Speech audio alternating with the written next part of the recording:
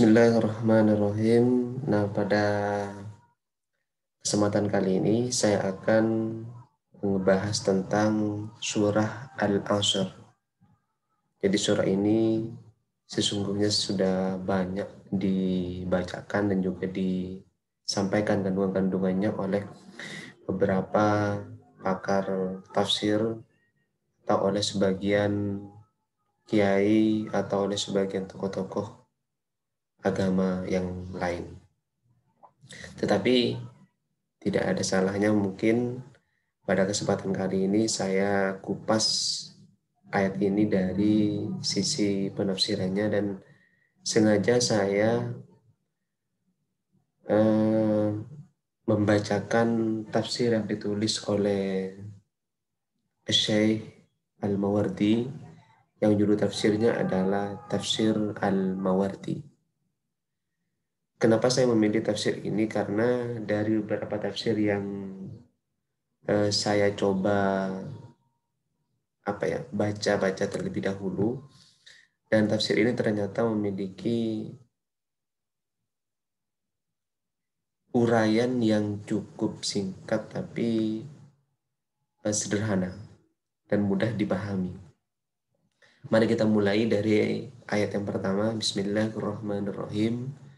Wal asr, demi masa. Jadi ayat ini dimulai dengan sumpah. Jadi dalam Al-Quran itu ada beberapa ayat yang dimulai dengan sumpah. Misalkan wal fajr, demi waktu fajar. Terus wal kolami, demi pena. Wad duha, demi waktu duha. Jadi Tuhan memulai ayat dalam beberapa surat Al-Quran itu dengan sumpah. Kalau kita bertanya kenapa kok kita kenapa Tuhan memulai dengan sumpah? Tentunya di situ ada beberapa hal penting yang pengen Tuhan sampaikan kepada manusia tentunya, atau kepada makhluknya. Nah, surat Al-Asr di sini termasuk surat Makkiyah. Jadi dilihat dari sisi turunnya, maka surat dalam Al-Quran itu ada dua macam. Yang pertama ada surat Madaniyah, dan yang kedua adalah surat Makkiyah. Surat Makkiyah itu surat Al-Quran yang turunnya di kota Mekah. Sedangkan Madaniyah itu turunnya di kota Madinah. Tetapi ada sebagian pakar tafsir yang menyebutkan bahwa surat Al-Asr itu turunnya di Madinah atau yang disebut dengan surat Madaniyah. Dan yang mengatakan turunnya di Madinah itu di sini disebutkan wa fi ihdar riwayatain an Ibnu Abbasin wa Qatadah. Jadi ada dua ulama tafsir yang sepakat dengan ayat surat Al-Asr itu turunnya di Madinah atau yang disebut dengan surat Madaniyah, yaitu Ibnu Abbas dan Qatadah.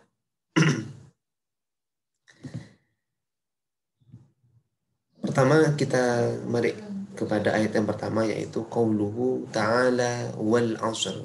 Jadi wa hadza qasamun. Jadi sebagaimana yang sudah saya sebutkan di awal pembahasan tadi, bahwa wal asr di sini menunjukkan sumpah. Wa hadza qasamun. Inilah sumpah. Fihi qaulani. Jadi dalam sumpah ini ada dua hal yang ditafsirkan oleh Imam Al-Mawardi, ya tentunya mengutip dari mufassir-mufassir yang lain. Ahaduhuma, yang pertama itu annal asrah ad-dahru. Jadi asr itu adalah waktu. Jadi wal asr, demi waktu. Sedangkan yang menyebutkan penafsiran dengan ad-dahr di sini atau waktu di sini adalah Ibnu Abbas dan juga Zaid bin Aslam. Ibnu Abbas di sini termasuk mufasir pada masa sahabat yang memiliki banyak pengetahuan tentang penafsiran.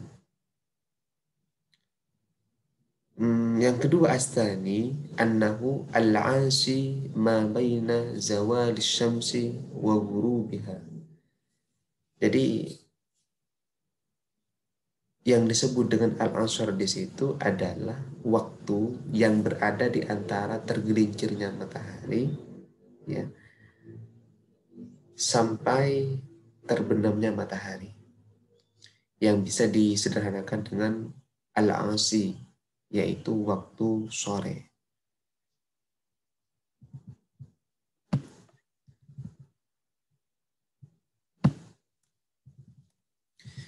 Kemudian kenapa kok harus waktu sore? Karena di sini mengacu kepada satu syair yang berbunyi tarawwah bina ya Umar qad qusur al-'asr.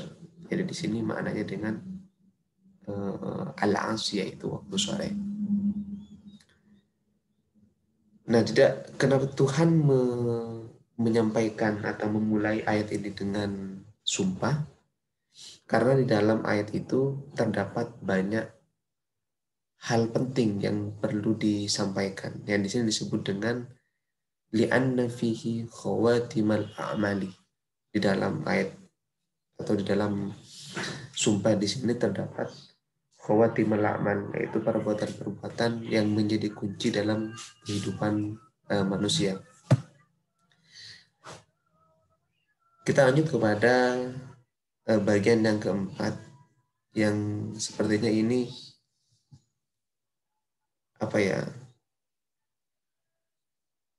penafsirannya itu lebih spesifik lagi dan lebih greget ya, yaitu annahu arada sholat al-'asr. Jadi yang dimaksud dengan al-'asr di sini adalah sholat al-'asr, yaitu sholat asar. Ini mungkin memiliki kaitan dengan penafsiran yang kedua tadi, yang menyebutkan bahwa al-'asr adalah al-'asy, yaitu waktu sore.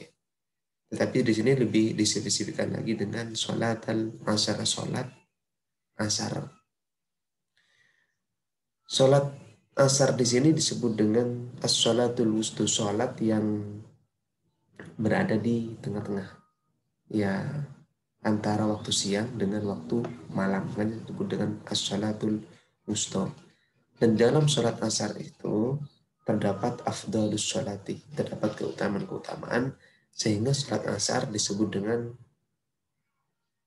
sholat yang paling utama. Dalam benak saya, kenapa disebut dengan afdalus sholat asar? Karena dalam sholat asar itu manusia banyak disibukkan dengan pekerjaan-pekerjaan yang biasanya menuntut mereka lalai untuk menyelesaikan sholatnya. Karena kan biasanya kalau waktu sore mereka masih belum selesai melaksanakan ya aktivitas-aktivitasnya itu, sehingga banyak yang lebih menunda sholatnya, sehingga disitulah Tuhan menyebutkan bahwa sholat asar itu disebut dengan afdhulus sholat, itu paling utamanya sholat. Jadi pada bagian ayat yang pertama dalam surat Al-Asr di sini, wal asr, Tuhan memulai dengan sumpah karena dalam ayat ini memiliki banyak keutamaan-keutamaan yang berkaitan dengan waktu, di mana waktu itu termasuk sesuatu yang perlu kita perhatikan. Karena kalau bagi orang Barat itu menyebutkan, saking pentingnya waktu, menyebutkan time is money. Dan orang Arab itu memiliki ada gium yang berbunyi al-waktu saif. Jadi waktu itu seperti pedang. Jadi kalau kita tidak bisa memanage waktu, maka waktu itu akan membunuh kita. Makanya begitu sangat pentingnya waktu di manage atau diperhatikan dalam kehidupan manusia. Kita lanjut kepada ayat yang kedua, yaitu innal insana lafi husrin. Saking pentingnya waktu, manusia itu berada dalam husr, yaitu kerugian. Yang dimaksud dengan fil husr di sini itu ada 4 penafsiran. Yang pertama, lafi halakin, berada dalam kerusakan. Jadi kalau mereka lalai untuk memperhatikan waktunya, maka mereka akan terbelakang. Begitu sangat pentingnya mereka itu atau manusia itu memerangi waktu. Yang kedua adalah lafi husrin, yang disebut dengan lafi syarrin. Yang disebut dengan husr di sini adalah lafi syarrin, yaitu berada dalam keburukan. Artinya kalau tidak pandai-pandai memperhatikan waktunya, mereka akan berada dalam keburukan. Keburukan di sini maksudnya begitu sangat pentingnya manusia memperhatikan waktu sehingga mereka hanya menghabiskan waktunya untuk melakukan kebaikan, bukan untuk melakukan keburukan, sehingga manusia berada dalam syar atau keburukan. Yang ketiga, as-salis lafi naqsin, berada dalam khusar itu naqsin, yaitu kekurangan. Kekurangan entah dalam hal material atau dalam hal kualitas ibadah. Yang keempat, lafi uqubatin, berada dalam siksa. Jadi ini lebih kepada akibat atau konsekuensi yang diterima oleh manusia jika mereka tidak memperhatikan waktunya. Siksa di sini bisa diterima di dunia dan juga bisa diterima di akhirat. Ya, mungkin kalau di dunia lebih kepada kesengsaraan hidup, kalau di akhirat lebih kepada kesengsaraan juga karena mereka dimasukkan ke dalam api neraka. Kita lanjut kepada ayat yang ketiga. Illal ladzina amanu wa 'amilus shalihati wa tawashaw bil haqq. Manusia sejujurnya berada dalam kerugian, yang kerugian sudah ditafsirkan dengan 4 versi penafsiran tadi. Tetapi di sini tidak selamanya manusia berada dalam kerugian. Hanya manusia yang bisa melakukan 4 hal. Di sini yang beruntung atau selamat dari kerugian tersebut. Yang pertama, alladzina amanu, manusia yang beriman. Jadi beriman di sini sifatnya adalah vertikal, lebih kepada ketuhanan. Dia mempercayai bahwa manusia tidak hidup seorang diri, tetapi di situ ada sesuatu yang lain yang mengendalikan hidup manusia, yang disebut dengan Tuhan. Nah, perlu manusia mempercayai kehadiran Tuhan sehingga mereka tidak hanya menuhankan dirinya sendiri. Nah, itu makanya perlu di sini manusia amanu, beriman atau meyakini keberadaan Tuhan. Yang kedua adalah wa amilus sholihati. Mereka melakukan kebaikan. Kalau yang pertama itu sifatnya vertikal ke atas. Yang kedua, amilus sholihati di sini sifatnya adalah horizontal, ke samping. Jadi manusia yang baik bukan yang hanya fokus beribadah saja dalam kesehariannya, tidak. Jadi manusia yang baik, mereka yang bisa menyeimbangkan hidupnya untuk kepentingan akhiratnya, dan yang kedua untuk kepentingan dunianya. Untuk kepentingan dunia, misalkan mereka membantu yang membutuhkan, meringankan beban orang lain. terus menghormati orang lain. Itu termasuk salah satu dari amilus sholihah, melakukan kebaikan terhadap sesama manusia. Atau mungkin lebih luas lagi, mereka melakukan kebaikan untuk semua makhluk Tuhan yang ada di muka bumi ini, kepada hewan, tumbuhan, dan lain sebagainya.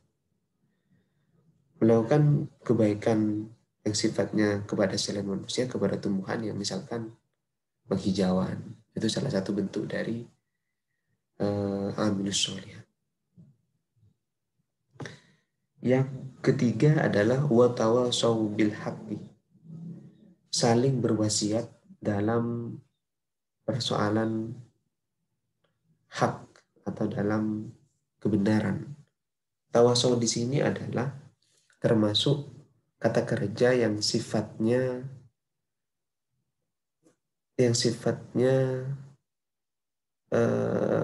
membutuhkan dua orang atau lebih. Jadi tidak bisa manusia disebut dengan saling berwasiat kalau hanya satu orang.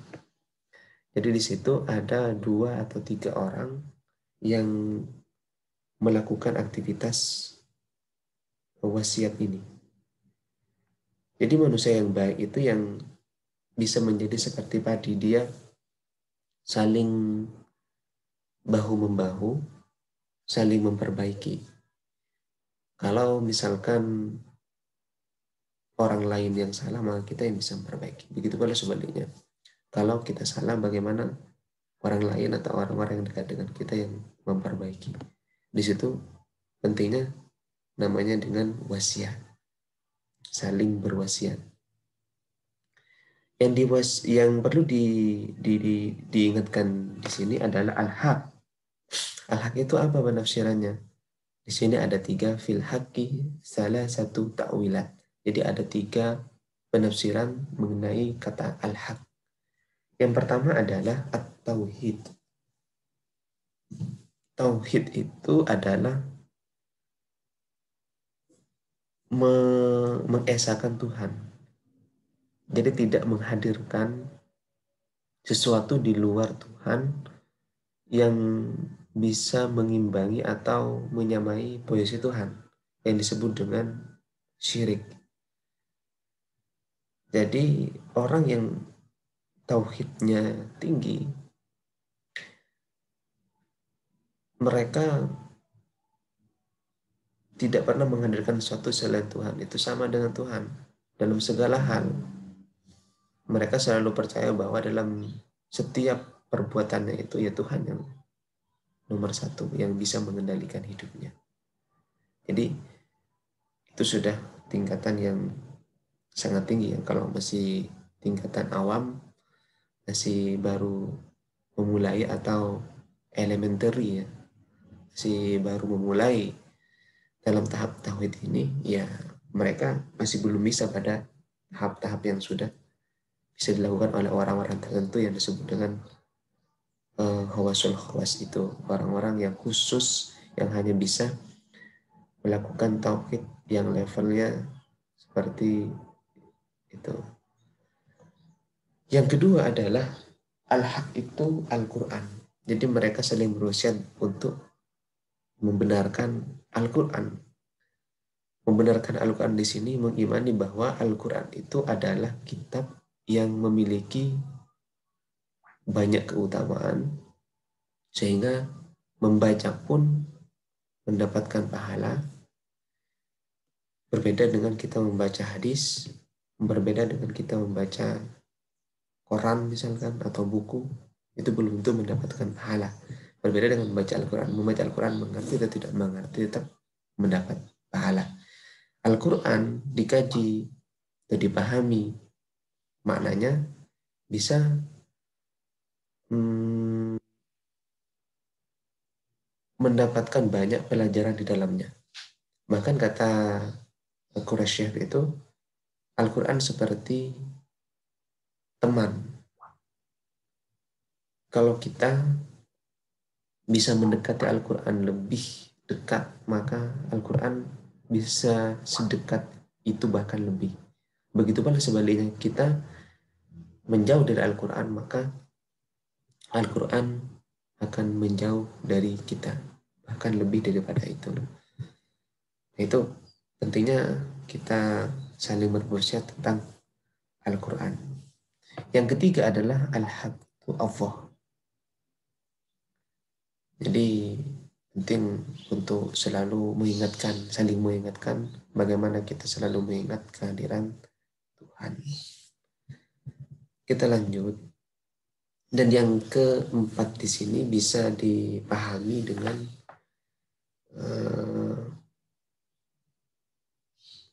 tawasau bil haq, adalah ayyusya mukhallafi inda huduril maniyah.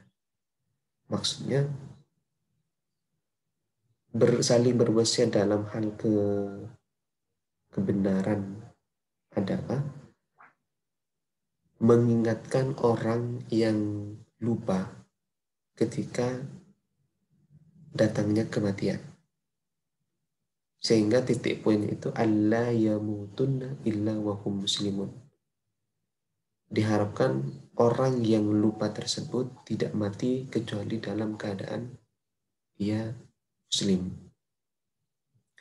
Jadi makanya disebut dengan pentingnya husnul khotimah. Jadi baik di akhir itu penting. Ya, yang paling penting itu adalah baik mulai awal sampai akhir. Makanya di sini perlu saling berwasiat, perlu saling mengingatkan satu sama lain. Yang pesan yang keempat untuk selamat dari al-husr, yaitu kerugian, adalah watawasau bis sabri, saling mengingatkan, saling berwasiat dalam hal kesabaran, as-sabr. Tapi kesabaran di sini ditafsirkan oleh beberapa mufasir dengan beberapa versi penafsiran. Yang pertama, ala ta'atillah. Jadi yang disebut dengan as-sabr di situ adalah mentaati Tuhan. Taat di situ bukan hanya ketika ada musibah baru taat, atau ketika ada orang lain baru dia itu sok taat kepada Tuhan. Tidak seperti demikian. Jadi disebut dengan taat kepada Tuhan itu lebih kepada mereka selalu merasa Tuhan itu selalu merasa hadir dalam setiap aktivitasnya. Itu namanya taatillah, taat kepada Tuhan. Yang kedua, alama iftaradallahu. Jadi as-sabr adalah apa yang diwajibkan oleh Allah. Manusia perlu saling berwasiat, saling mengingatkan untuk melakukan kewajiban-kewajiban yang telah Allah perintahkan, ya sholat, zakat bagi yang mampu, haji bagi yang mampu, dan sebagainya. Dan yang ketiga, wayahtamilu ta'wilan salisan bis sabri anil maharim wattiba'is syahawat. Ini menarik sepertinya. Penafsiran yang ketiga yaitu sabar di sini maksudnya sabar dari meninggalkan perkara-perkara yang haram dan sabar dari meninggalkan mengikuti syahwatnya. Syahwat di sini kalau orang sufi lebih menekankan kepada perbuatan yang boleh pun jika itu hanya dilakukan dengan syahwat, maka tidak penting untuk dilakukan, artinya harus dihindari. Berbeda dengan orang yang masih levelnya syariat. Jadi syahwat itu adalah sesuatu yang sifatnya negatif. Kalau bagi sufi tidak selamanya negatif, sesuatu yang positif pun kalau itu tidak begitu dibutuhkan, maka itu namanya syahwat. Jadi begitu sangat pentingnya untuk menekan atau mencegah syahwat kita agar kita tidak dikuasai oleh syahwat itu tersendiri. Nah begitu ya teman-teman tentang penafsiran dalam surat Al-Asr. Jadi kesimpulannya, Al-Asr di sini atau surat yang berbicara tentang waktu menjelaskan tentang beberapa hal. Yang pertama, pentingnya kita menjaga waktu, karena waktu akan bisa membunuh kita jika kita tidak bisa memanage waktu. Yang kedua, manusia yang berhasil itu mereka yang bisa menjaga waktunya. Dan manusia yang berhasil tersebut ada ciri-cirinya empat. Yang pertama adalah manusia yang beriman atau mukmin. Yang kedua, manusia yang amilus salihah, melakukan perbuatan-perbuatan yang berkualitas. Yang ketiga adalah watawasau bil haq, manusia yang bisa saling mengingatkan dalam hal kebenaran atau dalam hal kebaikan. Dan yang keempat adalah watawasau bis sabar, manusia yang bisa mengingatkan dalam hal kesabaran. Demikian, sampai jumpa di penafsiran berikutnya.